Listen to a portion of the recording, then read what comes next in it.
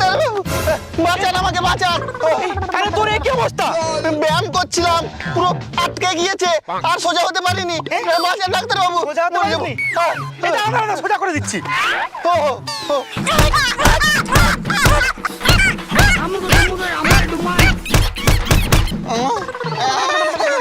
ডাক্তারবাবু এটা কি করলেন? আমার তো কোমর বাঁকা ছিল, আপনি হাত পা ঠোঁট চোখ নখ চুল সব বাঁকিয়ে দিলেন। এই তোর যা ট্রিটমেন্ট করে দিয়েছি না, সেগো কাল থেকে একদম গিড়গিড় গিড়গিড় করে দৌড়বি। এই নে কিছু ওষুধ দিয়ে দিচ্ছি, হ্যাঁ এগুলো খাবি, ঠিক হয়ে যাবে। এই এই যে লোশন, হ্যাঁ এই নে, এই নে লোশন নে, দে এবার টাকা দে। টাকা আমার পকেটে আছে, আপনি নিয়ে নিন, অনেক টাকা আছে, 200 টাকা নেবেন। হ্যাঁ অনেক টাকা আছে। হ্যাঁ, আরে সব নিয়ে নিলাম রে। আরে আরে ফেরত দিন। এই না না